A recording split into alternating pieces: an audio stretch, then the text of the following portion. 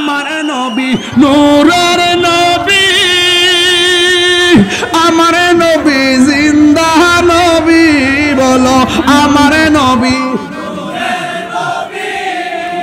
আমার নবী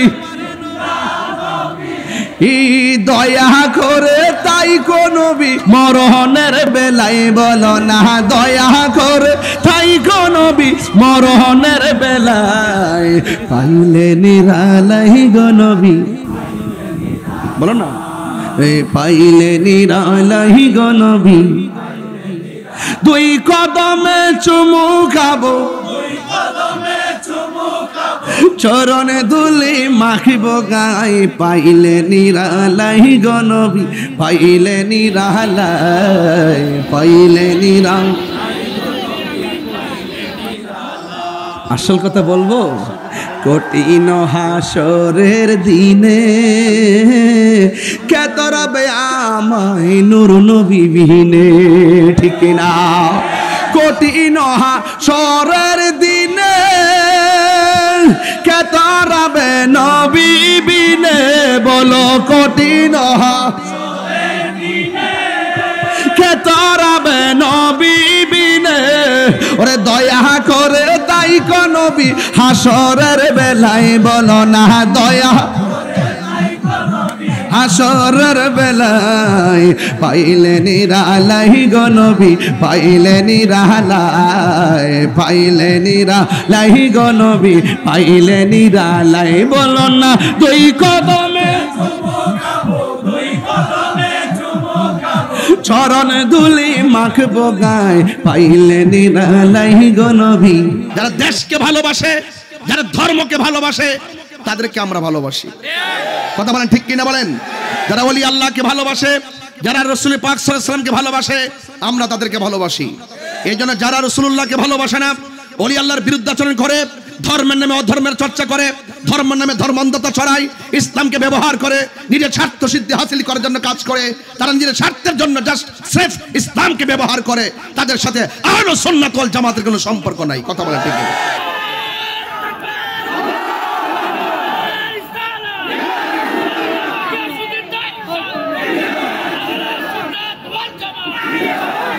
এই জন্য আমার বন্ধুগণ, মিষ্টি কথা শুই না পাগল হবেন না। এখন বলবেন অ্যাডভোকেট ফজলুর রহমান ভাইয়ের কথা, সেই জন্য আমি মাহফিলে বললাম, এখনো বললাম, কারণ কি তিনি হলো সুন্নির ঘরের সুন্নি, কথা কোন ঠিক কিনা? এই জন্য ভাইয়েরা আমার, যেই নেতারা আমাকে এই বক্তব্যকে রাজনৈতিক গন্ধ খোঁজার চেষ্টা করবেন, আমি আপনাদেরকে বলে দেই, আপনি নেতা যদি নবীর বিরুদ্ধে কথা বলেন, আপনার স্যান্ডেলটাও আমি দেখব না, আপনার ছায়ার মধ্যে আমি পা দিব না। আর আপনি যদি আশেকে রাসূল হন, খোদার কসম করে বলি, আমার জিহ্বা দিয়ে আপনার জুতাগুলা পরিষ্কার করে দিব, কথা বলেন ঠিক কিনা? কেন কেন কেন? আনতা মা মান আহবাবতা, এই পৃথিবীর মধ্যে যে যাকে নবীর জন্য ভালোবাসবে, এই পৃথিবীতে যে যাকে আমার মৌলার জন্য ভালোবাসবে, আমার নবী বলে ওই ভালোবাসাবাসীর মানুষগুলো জান্নাতের ভিতরে আমি নবীর পাশাপাশি বাস করবে। যে ইটনার মাটি অ্যাডভোকেট ফজলুর রহমান ভাইয়ের ঘাটি, কথা বলেন ঠিক না বেঠে? সারা দেশ দেখো, ইটনার মাটি সুন্নিয়তের ঘাটি, কথা বলেন ঠিক কিনা? যারা দেশকে ভালোবাসে, যারা ধর্মকে ভালোবাসে, তাদেরকে আমরা ভালোবাসি, কথা বলেন ঠিক কিনা বলেন? যারা ওলি আল্লাহকে ভালোবাসে, যারা রাসূল পাক সাল্লাল্লাহু আলাইহি ওয়াসাল্লামকে ভালোবাসে, আমরা তাদেরকে ভালোবাসি। এই জন্য যারা রাসূলুল্লাহকে ভালোবাসে না, ওলি আল্লাহর বিরুদ্ধাচরণ করে, ধর্মের নামে অধর্মের চর্চা করে, ধর্মের নামে ধর্মান্ধতা ছড়ায়, ইসলামকে ব্যবহার করে নিজের স্বার্থ সিদ্ধি হাসিল করার জন্য কাজ করে, তারা নিজের স্বার্থের জন্য জাস্ট সির্ফ ইসলামকে ব্যবহার করে, তাদের সাথে আহলে সুন্নাত ওয়াল জামাতের কোনো সম্পর্ক নাই, কথা বলেন ঠিক কিনা? এই জন্য আপনারা একটু স্পেস করেছে, আমার কাছে ভালো লেগেছে, প্লিজ একটু আওয়াজ করে বলেন আল্লাহু আকবার। আমরা নবীর পক্ষে আছি না নাই? থাকবো কি থাকবো না? আল্লাহ যেন আমাদের সকলকে থাকার তৌফিক দান করে, আমিন কোন। আজকের মাহফিলের সভাপতি পাটদা সিদ্দিকী দরবার শরীফের সাজ্জাদুন্নশীন আল্লামা পীরজাদা শফিকুল ইসলাম সিদ্দিকী হুজুর মুতাজিল্লাহুল আলী, আর এই মাহফিলটিকে প্রাণবন্ত করার জন্য, সাজানোর জন্য অনেক কষ্ট স্বীকার করেছেন আপনাদের এলাকারই সন্তান, বাংলাদেশ ইসলামী ছাত্র সেনার ইটনা উপজেলার সভাপতি জনাব রিয়াজুস সালিহিন ওয়াসিদ্দিকী, আমি তাকে ধন্যবাদ জানাই। মঞ্চে বিশিষ্ট আছেন স্থানীয় নেতৃবৃন্দ, সুমন ভাই, রতন ভাই, আরও যারা আছেন, এমনি সবার প্রতি আমার শ্রদ্ধাবোধ ভালোবাসা আছে। সময়ের নিরূপণে সবার নাম কালেক্ট করতে না পারলেও, সবার নাম উল্লেখ করতে না পারলেও সবার প্রতি শ্রদ্ধা নিবেদন করছি। তবে এতটুকু বলবো, আজকে আপনারা যারা এসেছেন সবাই শান্তি শৃঙ্খলভাবে বসে পড়ুন, একটু দুরূদ শরীফ পড়েন, দেখবেন মাঠ ইনশাআল্লাহ শান্ত হয়ে যাবে। সবাই দুরূদ শরীফ পড়েন। আল্লাহুম্মা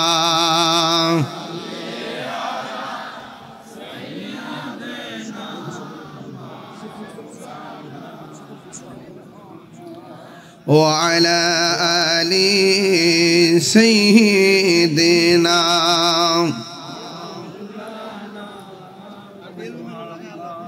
সময় অনেক অল্প, এই অল্প সময়ের ভিতরে আমি বেশি বড় ঘটনা তুলতে পারবো না।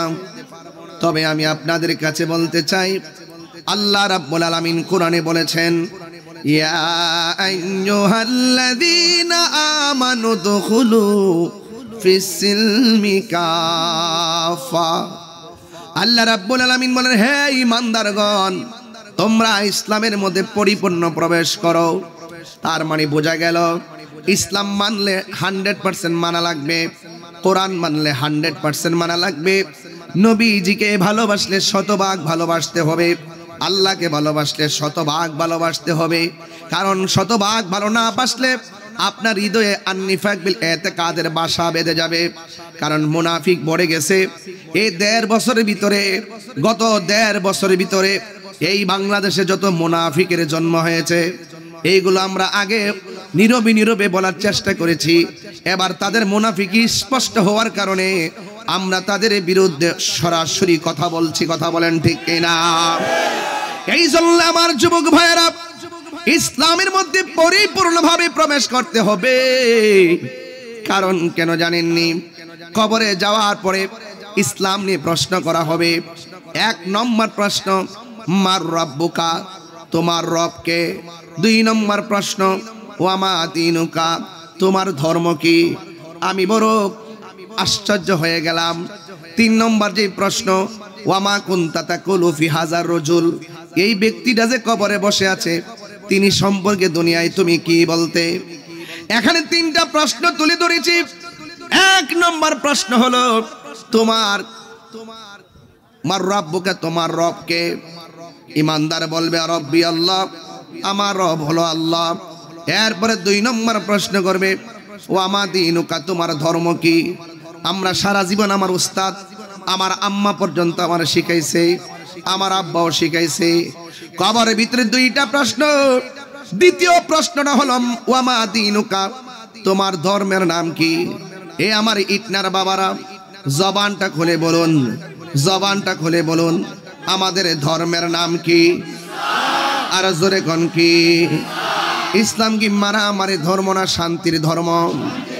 ইসলাম কি মারামারি ধর্ম নাকি মানবতার ধর্ম? এই জন্য যুবক, আজকে আমার দেশের মানুষ ধর্ম ব্যবসা কি বুঝে না। মাছের ব্যবসা বোঝে, চাউলের ব্যবসা বোঝে, ধর্ম ব্যবসা কথাটা কইলে 1 শ্রেণীর মানুষ লাভ দিয়ে ওঠে। এখানে যে 3টা প্রশ্ন আমি তুলেছি, যেহেতু আমি ধর্মের প্রচারে কাজ করি, এখানে যদি কেউ ভুল করে আমি অবশ্যই ধরব। আমিও যদি ভুল করি আমার ভুলটা আরেকজন ধরবে।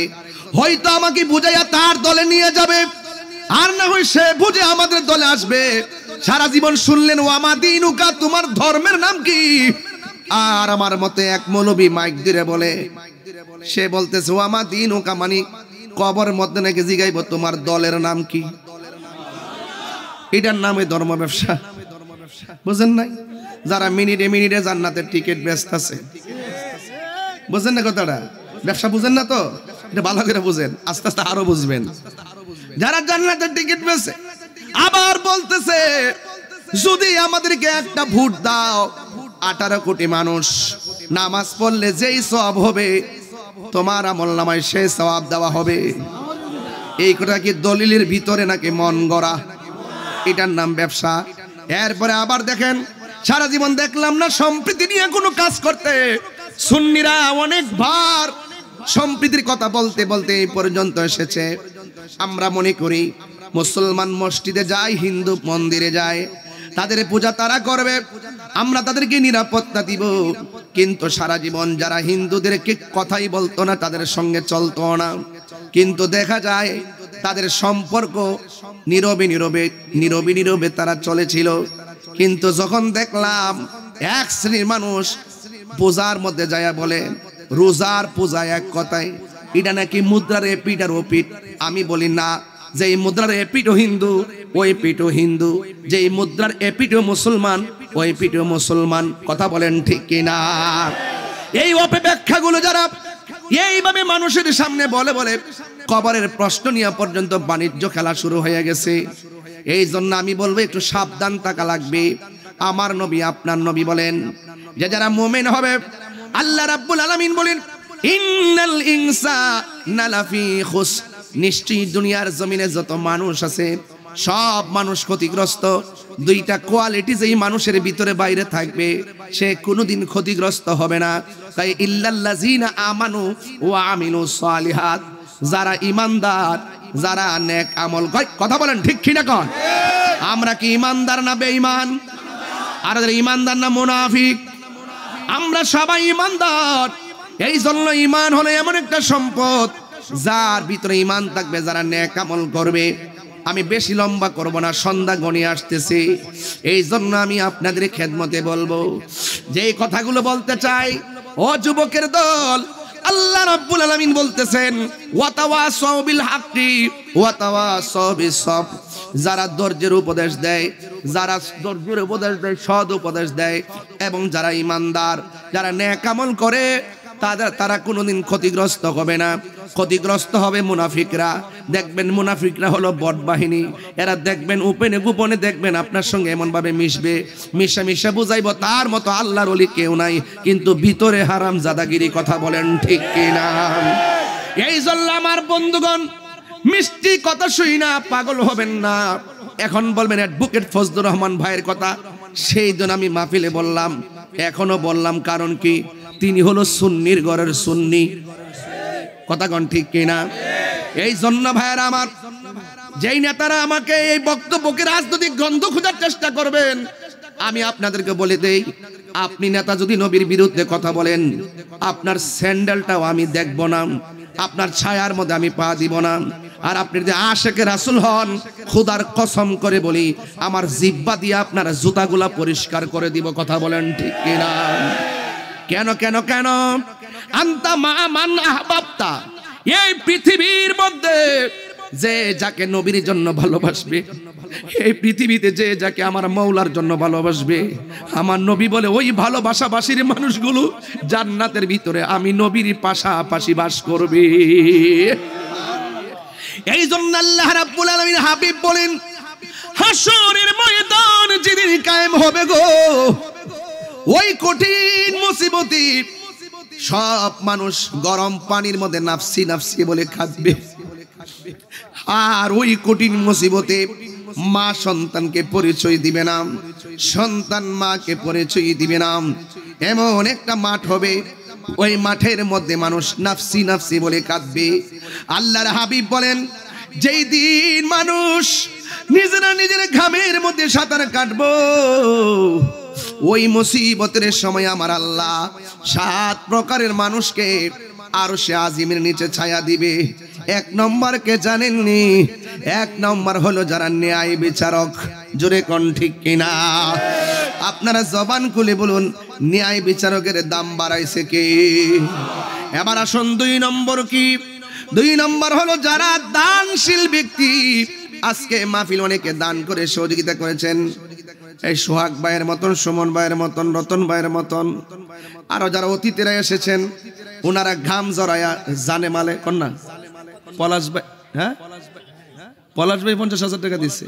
মাশাআল্লাহ, আল্লাহ মারহাবা কন্যা গেলে একটা নাম, একটা সোতা রাখতেন, দেখে দেখে নামটা ফইরা ফইরা দোয়াটা করে দিতাম। সোহাগ ভাই 30,000। ও তাহলে তো দান করছে, এই যে দানের বস্তু ঢুকে গেছে গা। প্রাণ দয়াল রে,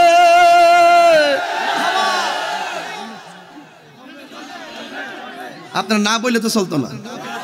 আচ্ছা, আবার দেখি কেডা আজকে আমাদের যারা এখানে আসছি, এখানে সবাই কি খুব সম্মানী ব্যক্তি না? আমি কিন্তু খাদেম হিসেবে আইছি, সবাই কিন্তু অনারেবল পারসন। আপনারা সবার সম্মানে একটু মাটিতে বসেন তো দেখি, দেখি দেখি কেমন লাগে দেখি। আপনারা ভালোবাসেন কিনা দেখি একটু। ভালোবাসার কাগজ কলমে দেখাই দেন ইনশাল্লাহ। দেখাই দেন না বাবা, ইটনার মানুষ চাইলে পারে সব। কথা বলেন ঠিক কিনা ভাই? আপনি একটু বসেন, এই জায়গাতে একটু বসেন। প্রাণ দয়ালের আমি এই শানটা গাইতেছি নদীটা দিকে। গৃহস্থেরা দলে দলে হাঁস মুরগি কতই পালে, সন্ধ্যা হলে ডাক দিয়া লয় ঘরে, যার যত পালিত ছিল সকল রে তো ঘরে নিল, আমি একা রইলাম অন্ধকারে। প্রাণ দয়াল রে পশ্চিম কুন্ডা, সন্ধ্যা হইল ডাকি দিলে না মুরি।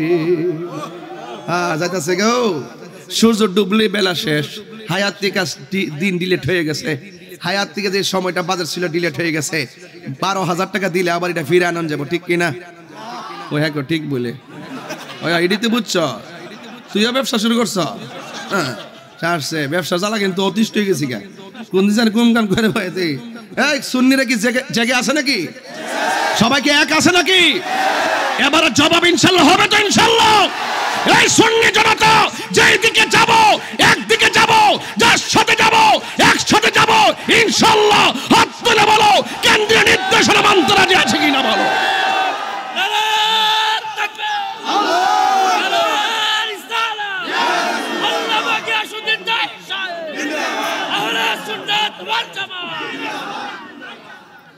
বসেন বাবা, প্রাণ দয়াল রে। আর পরিক তাহিরির কি নতুন করে সিনাল লাগবো? ফেসবুকে যে লেখে গালাগালি করে, এই থেকে আমরা ডরাই। যারা সত্যিকার রিয়েল দেশকে ধারণ করে, যারা সত্যিকার ভাবে ধর্মকে ধারণ করে, ওই সমস্ত পরাজিত যারা আছে, ওই সমস্ত ধর্মান্ধ যারা আছে, তাদের সাথে আমরা কাগজে কলমে স্বাধীনতার আগে থেকে লড়াই করে দিতেছে। কথা কোন ঠিক কিনা? আমাদের বাপ দাদারা লড়াই করে আসতেছে। কথা কোন ঠিক কিনা? এদের পুঁজি শুধু প্রতিষ্ঠান কয়েকটা, এর বাইরে কিছু নাই। দেখবেন না অনলাইনে দেখবেন যে কিছু বট বাহিনী আছে, গোপনে গোপনে কিছু গ্রুপ করে রাখবে, এর রিপোর্ট মারবো, ওর রিপোর্ট মারবো, এর গালাগালি করবো, এই আইডি উড়াই দিব, এই আইডি উড়াই দিব। ফেসবুকে এমন একটা বুঝাইবো, মনে করবো যে হেরা সব আয়া ফুটছে, সব দেহারা দখলের। মাঠে খুঁজা দেখবেন, যেমন আমার ব্রাহ্মণবাড়িয়া যদি বলি যে ব্রাহ্মণের খুঁজা দেখবেন যে এদের মনে হয় না যে 250টা লোক আছে।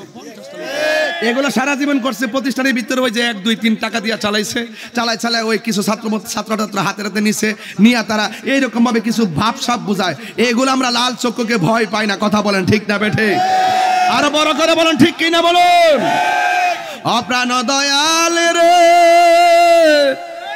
আর পরীক্ষার সময় নাই, কর জুড়ে ক্ষমা চাই, শেষের খেয়া না নিলাই আমারে, আমার দিন কি এমনি যাবে, লোকে তোমায় কি বলিবে, এই দুঃখ রইল তাহিরির অন্তরে।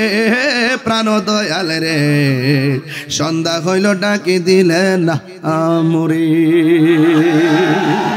আজকে ইটনাবাসী ডাক দিছে, সন্ধ্যা হওয়ার আগে ডাক মারছে, আসো মাহফিলে আসো, আয়সা ধর্মের কথা শোনো, নিজের জীবন পরিবর্তন করো। এই পরিবর্তন করতে পারলে জীবনে উন্নতি সাধন হবে। কথা বলেন ঠিক না বেঠে?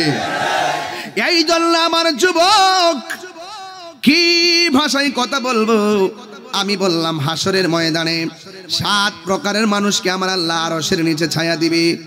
এক প্রকার হলো যারা ন্যায় বিচার করে, 2 নম্বর হলো যারা দান করে, 3 নম্বর হলো যারা যৌবনকালে বেশি ইবাদত করে। যুবক ভাইরা, যুবক ভাইরা আপনারা আছেন তো সবাই?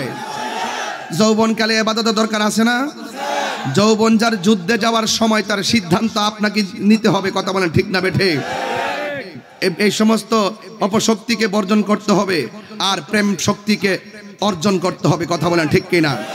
বর্জন আর অর্জনের সমীকরণই হবে এবারের পথ চলা সুন্নি জামাতের। কথা বলেন ঠিক কিনা? আপনারা জানেন প্রায় স্বাধীনতার পরে আমাদের আহলুস সুন্নাত জামাত 3টা গ্রুপ ছিল, ঠিক কিনা বলেন? এই 3টা গ্রুপকে এখন 3টা নাকি একটা, এই একটা কমিটির মধ্যে আমাকে সাংগঠনিক সচিব হিসেবে রাখা হয়েছে। ইনশাআল্লাহ সারা বাংলাদেশে আমাদের এই তরিকাপন্থীদের জোয়ার উঠবে ইনশাআল্লাহ। কথা বলেন ঠিক না বেঠে? এই জন্য আমার কথা হলো, যৌবন যার যুদ্ধে যাওয়ার সময় তারা, যুবক ভাইরা তারুণ্যের স্প্রেহে কথা বলে আমাদের অ্যাডভোকেট ফজলুর রহমান ভাই। কথা বলেন ঠিক কিনা বেঠে? উনি এখনো তারুণ্যের স্প্রেহাই যে কথাটা বলে, এটা আমাদেরকে অনেক সাহস এবং শক্তি যোগায়। তিনি একজন সুন্নি লিডার। কথা বলেন ঠিক না বেঠে? এটা আমি পরিষ্কার ভাষায় বলে দিই, আগেও বলি, এখনো বলি, ভবিষ্যতে বলবো। এই জন্য ভাইয়ের আমার, আপনারা যারা এই গ্যালারিতে আছেন, আজকে আমাদের পরিচয় হয়ে আপনারা যারা এই প্রোগ্রামটার জন্য জানে মানে সহযোগিতা করেছেন, আপনারাও সুন্নি লিডার। ইনশাল্লাহ হাতে হাত রাখুন, ইনশাল্লাহ ওয়াদা করুন, এবার আমরা ইনশাল্লাহ সঠিক সময়ে সঠিক জবাবটা দিয়ে দিব। এই হাত তুলে বলেন ঠিক কিনা বলেন, রাজি আছি না নাই বলেন। আমার ভাইয়েরা, আমি বলছিলাম যৌবন যার যুদ্ধে যাওয়ার সময় তার বলুন, আস্তে আস্তে পরন্ত বিকেল বেলায় খুব কুদুলিটা খুব ভালো লাগছে, এরপরে একটু ছায়া ছায়া লাগছে, ভালো লাগছে, এরপর শুধু অনুরোধ করে বলবো, আমরা যৌবন কালে সিদ্ধান্ত নিতে ভুল করব না। বলুন, এই যৌবন কালে যার ইবাদত বেশি, সৎ কাজ বেশি, তার সম্মান আল্লাহ বাড়াইলো না কমাইলো? কোথায় বাড়াইলো? হাসরের মাঠে। কোথায় বাড়াইলো? এরপরে 2 নম্বর গেল, 3 নম্বর গেল, 4 নম্বর কি জানেন নিরে বাজান? 4 নম্বর হলো যারা আল্লাহকে ভয় করে গুনার কাজ ছেড়ে দেয়। জোরে কোন কাকে ভয় করে? আল্লাহকে যারা ভয় করে এরা বান্দা থাকে না, আল্লাহকে যারা ভয় করে তারা বান্দা থেকে আল্লাহর বন্ধু হয়ে যায়, ঠিক কিনা?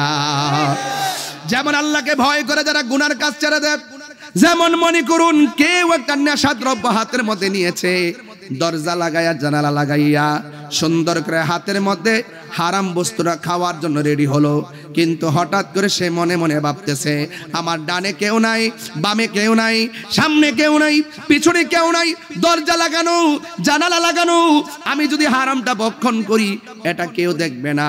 কিন্তু ওই মুহূর্তে মুখের মধ্যে নেওয়ার সময় মনে হয়ে গেছে, আমারে কেউ দেখে না, আমারে একজন দেখে। জবান খুলে বলেন তিনি কে? ওই আল্লাহকে স্মরণ কইরা হারাম বস্তুটা ঢিল মাইরা যারা ফালাইয়া দরজা খুললা ঘর থেকে বের হয়ে গেল, এদের ব্যাপারে আমার নবী বলেন, যারা আল্লাহকে ভয় পাইয়া গুনার কাজ ছেড়ে দেয়, আমার আল্লাহ তারে আরশে আজিমের মধ্যে স্থান দিয়ে দিবে। ওই সমস্ত ব্যক্তিদের ব্যাপারে আল্লাহ রাব্বুল আলামিন বলছেন, ওয়ালিমান খাফা মাকামা রাব্বিহি জান্নাতান।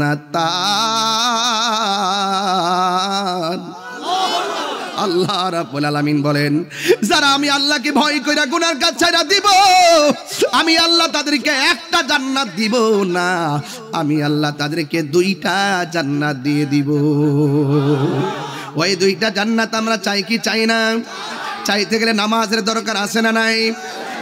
এক যুবকের দল পায়ে হাত দিয়ে বলে আরেক প্রকার মানুষ হলো যারা আল্লাহর জন্যই কাউকে ভালোবাসে, নবীর জন্য কাউকে ভালোবাসে।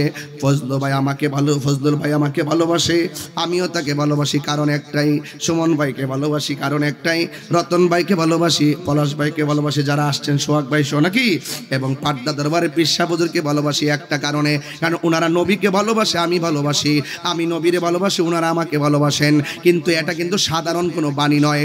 আল্লাহর হাবিব বলে, যেই লোকটা নবীরে ভালোবাসে, ওই লোকটারে যেই ব্যক্তি নবীকে ভালোবাসার কারণে ভালোবাসে, আমার আল্লাহ রাব্বুল আলামিন হাবিব বলেন, ওই ভালোবাসাবাসীর মানুষগুলোকে আমার আল্লাহ আরশে আজিমের নিচে ছায়া দিয়ে দিবে।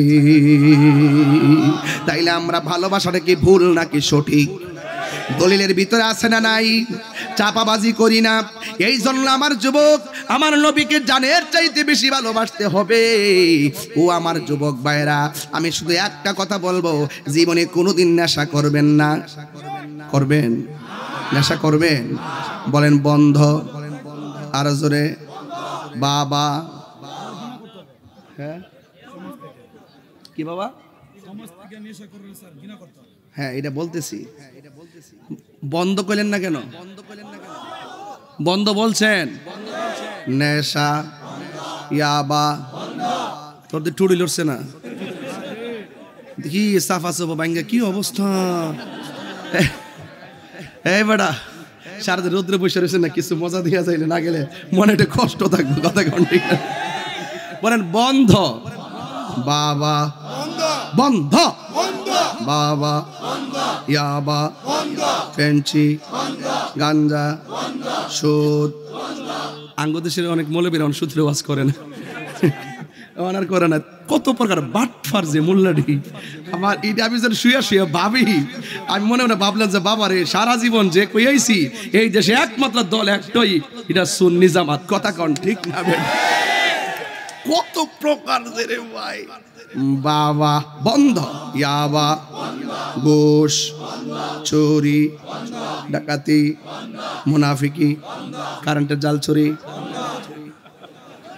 আছে, হাওড়া হাওড়া কোন জানা তো কোনটা এখন বসে রয়েছে।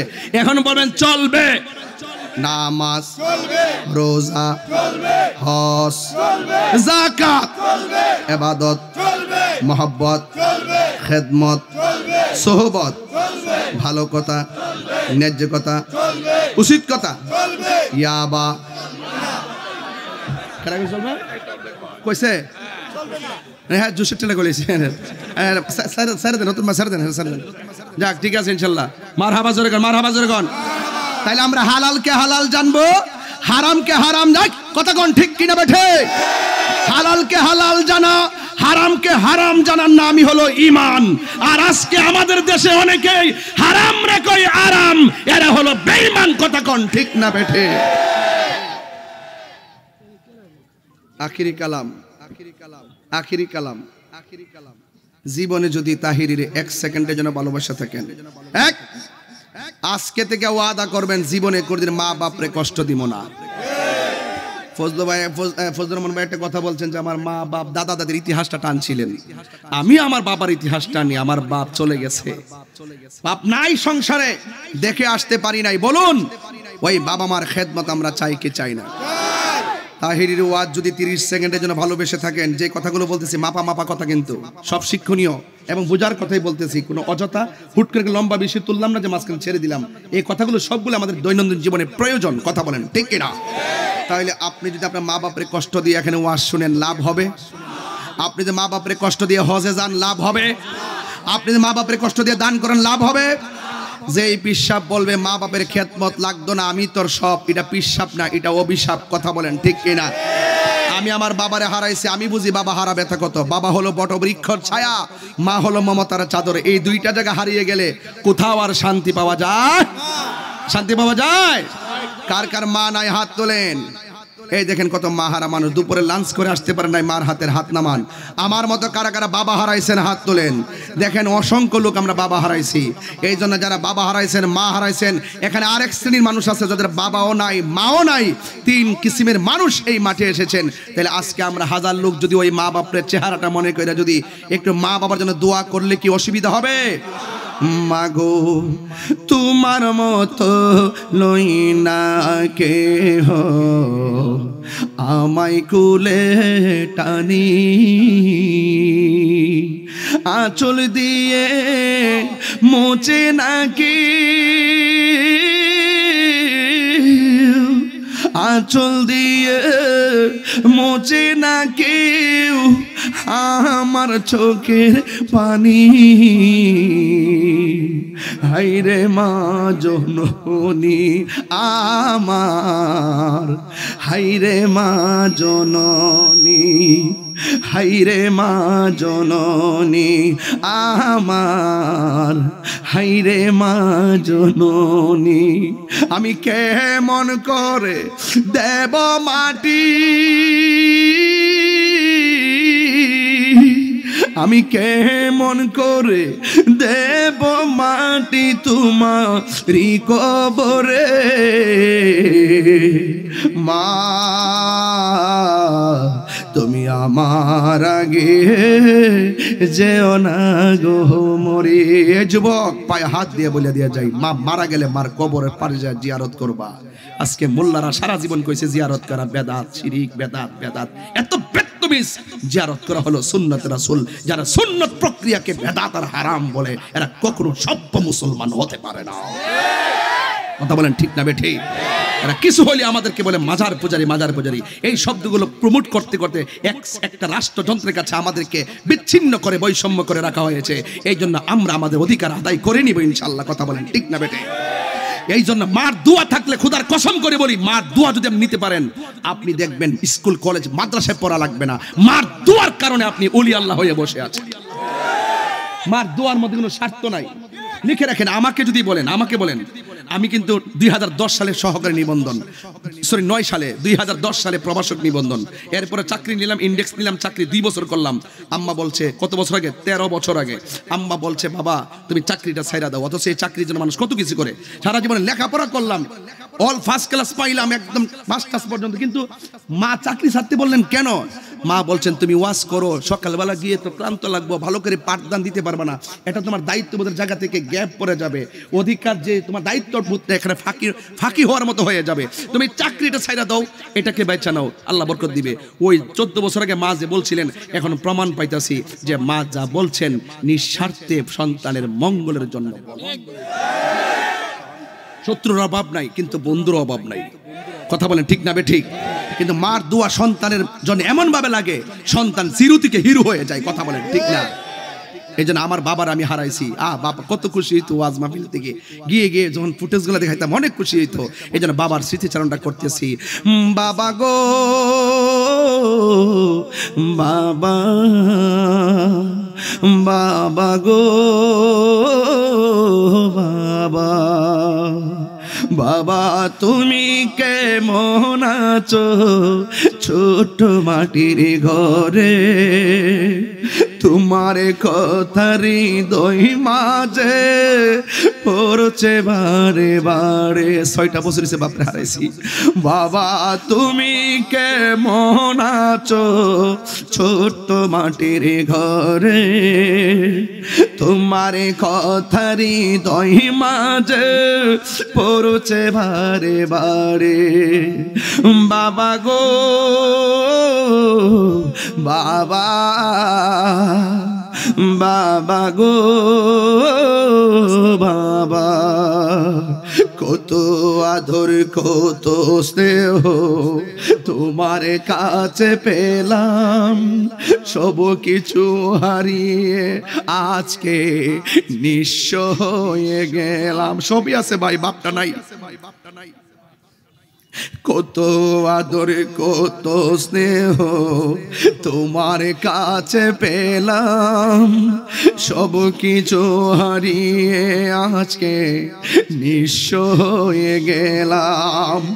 ভালোবাসি তোমায় বাবা, বুকটা যে যাইছি রে, ভালোবাসি তোমায় বাবা, বুকটা যে যাইছি রে, তোমার কথার হৃদয় মাঝে পড়ছে বারে বারে। বাবা গো